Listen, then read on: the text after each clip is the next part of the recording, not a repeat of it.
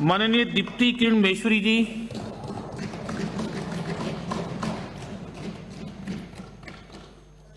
आदरणीय सभापति महोदय, बजट 2022-23 पर आपने मुझे बोलने का मौका दिया है, उसके लिए मैं आभार व्यक्त करना चाहूंगी।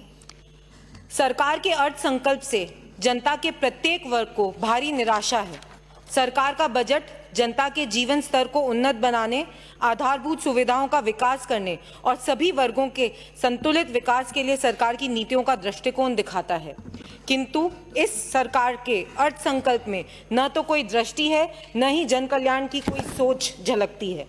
आदरणीय सभापति जी, मैं सत्ता पक्ष के साथियों से कहना चाहती हूं कि मंजिल भी आपकी सबको पता है, यात्रा के मार्ग और इरादों को भी जानते हैं। सत्ता भोग के लिए तुष्टीकरण और भ्रष्टाचार, झूठे वादों को आपके पहचानते हैं। बजट भाषण में कहा गया कि वर्ष 12-13 में पहली बार महिला आधारित बजट प्रस्तुत किया गया।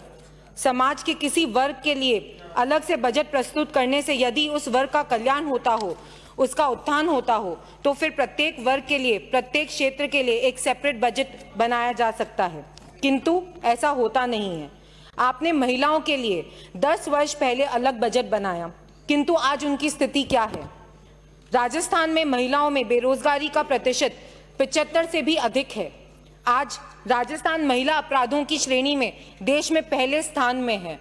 2020-21 से आज ये आंकड़ा 17% से बढ़ गया है। कोई दिन ऐसा नहीं जाता कि समाचार पत्रों में बलात्कार, अपहरण और महिलाओं के साथ दुर्व्यवहार की गंभीर घटना ही नहीं होती हो। सभापति महोदय, मेरे पास यहाँ पर सिर्फ पिछले 10 दिनों की कटिंग है और ये सारे न्यूज़पेपर्स की 10-10 कॉलम्स हैं, जिसके अंदर सिर्फ यही दिखाया गया है कि किस प्रकार से महिलाओं के साथ राजस्थान में दुर्व्यवहार हो रहा है। सिर्फ इतना ही नहीं, महिला विधायक जिस सरकार में सुरक्षित नहीं है, जिस प्रकार से राज्यसभा उसका कांग्रेस के पार्षदों ने जिस तरीके का व्यवहार करा, तो जहां के कांग्रेस के पार्षद ही महिलाओं के साथ इस तरह का व्यवहार कर सकते हैं, तो हम ये कैसे आशा कर सकते हैं कि राजस्थान सरकार महिलाओं की सुरक्षा के लिए कुछ करेगी। लेकिन फिर भी मैं मुख्यमंत्री जी से ये मांग रखना चाहूंगी कि वे महिला सुरक्षा के लिए अपने बजट में कुछ न कुछ घोषणा जरूर करें, क्योंकि राजस्थान की 3.5 करोड़ महिलाएं आज ये देख रही हैं, सरकार से ये मांग रखती हैं कि वे उनकी सुरक्षा के लिए कुछ उठाएं। इसी प्रकार की स्थिति कृषि बजट की भी है। पहले भी बजट भाषण में कृषि संबंधी विषयों को और उनके लिए किए गए आवंटन को प्रमुखता से दिखाया गया है। प्रचार प्रसार तो ऐसा किया गया कि जैसे इस कृषि बजट से किसानों का कायाकल्प ही हो जाएगा। जिस घोषणा 10 दिनों में ऋण मुक्त करने की हुई थी, उसी प्रकार की घोषणा इस बजट के लिए थी। लेकिन फिर भी भोले भाले किसान ये सोच रहे थे कहीं इस हमें कोई ना कोई राहत जरूर मिलेगी। लेकिन इनकम एक्सपेंडिचर में सरकार ने स्वयं ही वर्ष 21-22 के संशोधित अनुमानों के अनुसार कृषि एवं संबंध कार्यकल्पों पर 13,811 करोड़ रुपए का टोटल एक्सपेंडिचर अनुमानित किया है। वर्ष 22-23 के बजट अनुमानों में कृषि एवं संबंध कार्यकल्पों पर कुल 13,724 करोड़ रुपयों का प्रावधान रखा गया है, अर्थात कृषि क्षेत्र पर वर्तमान वर्ष के एस्टिमेट एक्सपेंसेस से भी कम प्रावधान किया गया है। ये बजट सिर्फ दिखावे का बजट किया गया है। भारत सरकार प्रत्येक किसान को सक्षम बनाने के लिए 6,000 रुपए प्रति वर्ष किसान सम्मान निधि के रूप में दे रही है। राज्य सरकार भी इसमें अपना अंशदान दे और कम से कम अपनी तरफ से 4,000 प्रति वर्ष किसान में दे, तो इससे किसानों का क्वालिटेटिव इंप्रूवमेंट जरूर होगा। किसानों को समग्र ऋण मुक्ति से आपकी जो चुनावी घोषणा 3 साल पहले की गई थी, वो भी आज तक पूरी नहीं की गई है। मेरे राजसमंद जिले के किसानों को जो नुकसान हुआ है बारिश की वजह से, जो मक्की की खेती का नुकसान हुआ और अति ठंड पड़ने की वजह से कपास की खेती का नुकसान हुआ है, मैं मुख्यमंत्री महोदय से ये निवेदन करना चाहूंगी कि उनके लिए जरूर से अपने बजट में कोई ना कोई प्रावधान करें, ताकि उनका जो नुकसान है उसकी कुछ भरपाई हो सके। राजसमंद झील एक ऐतिहासिक महत्व की झील है। सभापति महोदय, यह झील मेवाड़ की ही नहीं बल्कि देश की बड़ी झीलों में से एक है। इस झील में जल आवक क्षेत्र में विगत कई वर्षों से कम वर्ष होने के कारण झील में जल आवक क्षमता बहुत कम हो गई है। माननीय मुख्यमंत्री जी ने अपने पूर्व कार्यकाल में यह घोषणा करी थी कि राजसमंद झील में माई नदी घाटी से वाटर डाइवर्जन के द्वारा पानी के लाने की जरूर घोषणा की लाया जाएगा। राजसमंद झील में माई नदी घाटी या देवास परियोजना से वाटर डाइवर्जन की व्यवहारिक संभावना है। राज्य सरकार को राजसमंद झील को बचाने के लिए, इस क्षेत्र के किसानों की समृद्धि के लिए, पेयजल समस्या समाधान के लिए और पर्यटन विकास के लिए वाटर डाइवर्जन की योजना पर शीघ्र ही निर्णय लेने की कोई न कोई आवश्यकता है। राजस्थान में राजसमंद सहित 3 जिलों में मेडिकल कॉलेजेस नहीं हैं।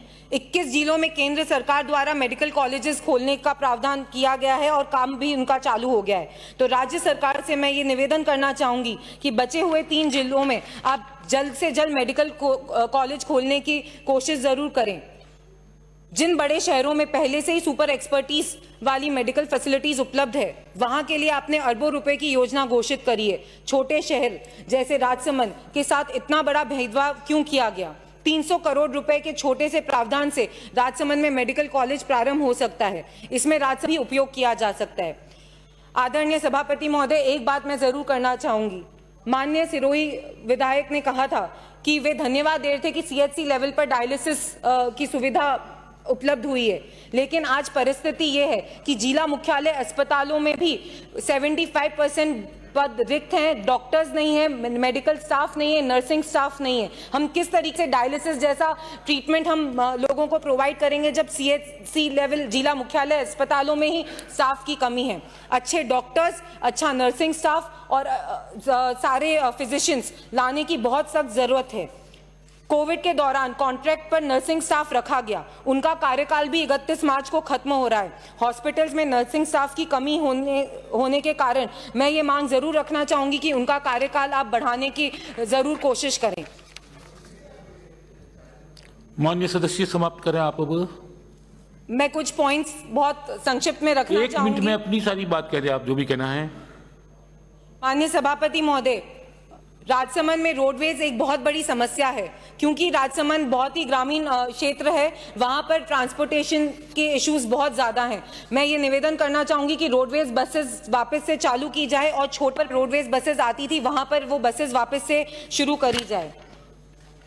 एजुकेशन पे जरूर बोलना चाहूंगी कि इंग्लिश मीडियम स्कूल्स आपने कर तो दिए हैं, लेकिन उन बच्चों का क्या जो 8th स्टैंडर्ड तक हिंदी मीडियम में पढ़े हैं? क्या आपने ये सोचा कि उनका वो ट्रांजिशन कैसे होगा? आज स्थिति ये है कि सबको आपने इंग्लिश मीडियम के लिए बोल दिया है कि आप इंग्लिश मीडियम में पढ़ें, लेकिन वो ट्रांजिशन उन बच्चों का बहुत मुश्किल है और उसकी वजह से उनको वो स्कूल छोड़कर जहां पर वो पढ़ रहे थे उनको दूसरे स्कूल्स में जाना पड़ रहा है जहां पर अभी भी हिंदी मीडियम एजुकेशन प्रोवाइड करी जा रही है। एम्प्लॉयमेंट, क्योंकि आपने कहा 1 मिनट में, तो मैं बहुत शॉर्ट में अपनी बात रखना चाहूंगी माननीय सभापति महोदय, और ये निवेदन जरूर करूंगी कि पहली बार बजट पे बोल रही हूँ तो आप 1 मिनट थोड़ा एक्स्ट्रा देंगे तो बहुत आपका मैं आभार व्यक्त करूंगी।